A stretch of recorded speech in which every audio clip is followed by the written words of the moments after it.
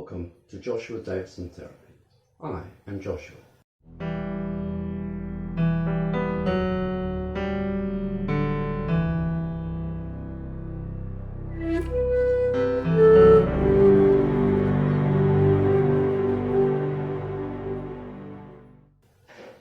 Many people find themselves unexpectedly in isolation for a variety of reasons, such as physical health, mental health, safety from an ex, leaving a cult, or legal reasons. Recently, there has been an upsurge of this on a global scale. While this video is tailored for the recent specific COVID-19 pandemic, most of the principles will apply for any person who finds themselves in isolation. An important distinction should be made in this COVID-19 pandemic. While the phrase social distancing is common, a better phrase to describe what should be happening is physical distancing. We don't want people to socialise less, we want people to decrease their physical proximity to decrease the spread of the virus. Humans are social animals, and so it is important to maintain a level of socialisation in any isolation as technology, health and the law permits. Food. As you are more sedentary, that is less physically active, your requirements to eat food is going to be lower, but that is a reduction in quantity, not quality. The quality part of your meal is the nutritional aspect, not the fat, the sugar, the salt. So eat less of those parts to decrease quantity, but keep the nutrition. Snacking. You'll probably find a desire to snack, which we need to resist. If you find yourself eating extra savoury snacks, that is generally because of boredom. Go and do something instead of eating. If you find yourself eating extra fat or sugar or salty snacks, that's generally comfort eating. Switch to an interesting activity that is distracting but also affirming. Exercise. Being stuck at home is not an excuse to do less physical activity, just a requirement to do more intelligent physical activity, such as jogging on the spot or using 2-litre milk containers as weights, push-ups, chin-ups, lunges, step-ups and so on. There are plenty of YouTube videos available for how to do exercise at home with your own gym equipment or making your own gym equipment or exercising without gym equipment. Exercise is an important activity both for physical fitness and for our minds. Our brain is a part of our body, and when our body becomes unfit, so does our brain. So keep it working, keep exercising. Also, go outside and get some vitamin D from being in the sun, as your skin permits. Vitamin D is vital for both energy levels and for healthy bones. Vitamin D deficiency can also be a contributing factor to depression. Social. Just because we are physically isolating doesn't mean we can't be social. Talk to your neighbours. Talk to the people in your household. Call someone on the phone. Use social media to communicate. Video chat with people. Do you know someone who has the same board game as you? Use video calls to play the game together. It may require a bit of thought on how to make that work. Humans are social creatures. Without social contact, we start to strain our minds and we become odder. It is important to keep in some kind of contact with people to help us stay us. That is also true of introverts. Being a better you. Check in on people who are vulnerable and at risk. Do they need support? Do you have some personal resource or time that you could help them with? Helping others helps us be better people, but only so long as you have that reasonable capacity to do so. What habit have you been trying to stop that you now have time to work on? Now is a great time to work on preventing that habit. Remember the 5 Ds: delay, distract, drink water, disrupt, and deliberate action. What habit do you wish you had that you now have the time to work on? If you deliberately do something now and then sleep on it and do it again tomorrow, it reinforces that habit. It becomes easier. So set up repeatable processes to get that habit ingrained. What is that thing that you've always wished you knew how to do? can you learn that now? There are online courses, or perhaps another isolated friend can teach you. Learn how to chill, to meditate, to relax, to regulate your mood. Mental health. The world is topsy-turvy right now, so our sense of self is confounded in two major ways. One, many people use what they do as a way to define themselves, and this has changed significantly, either ceasing or becoming very different to how it used to be. This increases our stress. Two, many people feel a sense of placement by looking outside of themselves at fixed ideas to triangulate good, bad, right and wrong. We know things are right because that is what they've always been. But right now, everything is in transition, including many of these fundamental ideas. Not the idea itself, but the things that we have based them on. So we feel very lost. This is the time to work on those concepts of self and separate them from being propped up from outside. What kind of person do you want to be? How will you achieve that? What are you actually going to do? Who you are starts from within and only uses outside things as guidance. Anxiety. Anxiety is the idea that there is some threat to you or those that you love or value that you can't really identify and act against. Many people are feeling this right now. Some people who previously experienced anxiety are feeling quite comfortable right now, either because now they know what the threat is, or that this is just familiar territory and now everyone else gets to feel it. Other people are finding that the situation is compounding their background anxiety, adding together. Ways to decrease anxiety about this current situation is follow the scientific medical advice. Be careful not to get too defensive in your practice. We aren't after black or white, being paranoid versus nothing at risk. We want that safe mid-ground where we can act. Wash your hands frequently. Avoid touching your face.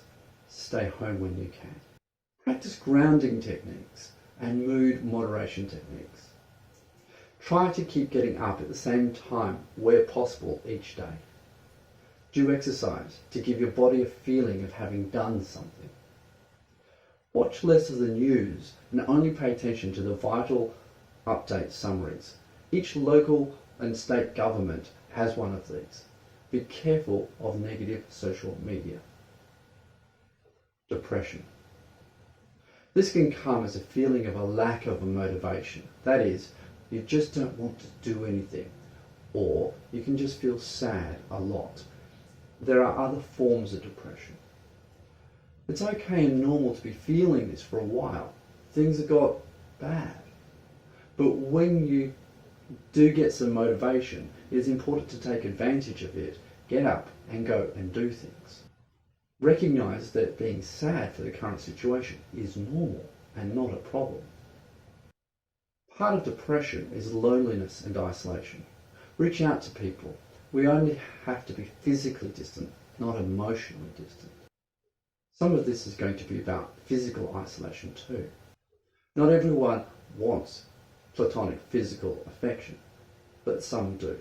If this is you, expand your definition of safe family to include a household who agrees to participate in this, that isn't your household. Go and visit them, as the law permits, and get that physical interaction. They must also stay isolated from other families. What we don't want is a chain of people spanning more than 2 households.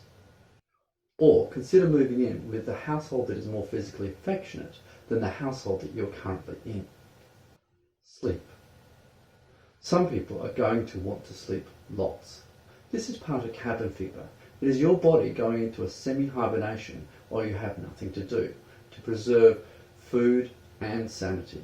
You'll sleep through the forced isolation. A few days of this is okay and normal, but then it is important to push yourself back to activity because this isolation is going to last for a long time.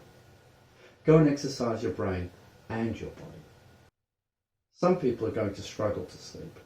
This is related to the anxiety that we covered before. Go and check out that section. Avoid stimulants after 2. Don't eat too late and don't exercise too late. Routine. Most of us are used to external scheduling from work or school or some other daytime or nighttime activity.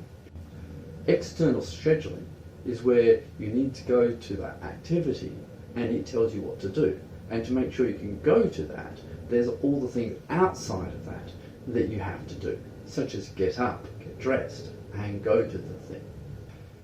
We're not used to internal scheduling, where you define what your day is going to look like and then you stick to it.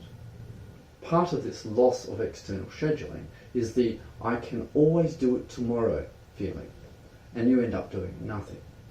Instead, set a thing to do in the morning and a thing to do in the afternoon and ensure that you do those. Surviving in your household. Many people are not used to spending 24 hours a day, 7 days a week together. There is a common idea that families that go on extended holiday together often fall apart because they're not used to this. To address this, allow for some separate time, where you have an area such as a bedroom where you can be alone. It's also important that you all work together as a team and have some group activity time. That could be meals or games or other activities. Communication. This must be honest but not brutal. Open without fear of judgment. Supportive to work towards a goal of safety. You can have a formal or informal meeting on a regular basis to allow people to discuss things that have occurred. Formal would include an agenda item and agreements on how the process is going to run. Informal is allowing and prompting where necessary people to talk about how their day went, what was good and affirming that, what wasn't so good, and maybe discussing what could change, or just acknowledging that, yep, that was bad. In your communication, use the principle of charity. That is, that everyone wants to work towards a common good outcome that is best for all people. To promote this, avoid taking things personally. It's not always an attack. Remember to work on the version that everyone wins, rather than one where someone loses, or where that's not possible, for the best outcome for the most people. Remember, sometimes sacrificing a thing is worth it, but it needs to be a balanced sacrifice. We all need to lose something. Domestic violence. If you started in or now find yourself in a situation of violence, you can get out. Part of the illusion of domestic violence is that you are stuck and have no choice. In fact, this is a really good time to take that step to get out. Quietly gather what you need. Keep it minimal. Consider the person that you can go to. This is often the person that has been trying to convince you to leave, not the people who have been trying to convince you to stay. Ideally, make it further than one suburb away. If you need to bring children with you, then it is important to factor that in. Your destination needs to be suitable for the children. Quietly contact the person that you're planning to go to and warn them that you're coming if you can, and check that it is okay to do so. If they aren't suitable, then you may need to go to the next person. For women, if you have no suitable person to go to, contact domestic violence helplines and go to a women's shelter. For those who are not women, I'm sorry, most countries do not have anything set up, but there are generally men's violence helplines. Call either and you'll get some support. Once you have left, change all of your passwords as quickly as you can. Also change your details with government and with the banks. Don't tell your ex where you have gone. Consider who you do tell where you have gone. The fewer people who know, the fewer people who can tell your ex. Let your doctor know as soon as possible and get some counselling for domestic violence. In Australia, you can get this via the telehealth. When you arrive, you may need to self-isolate for 14 days to keep you safe from them and them safe from you. This is going to be hard. Don't go back ever. Thank you for watching.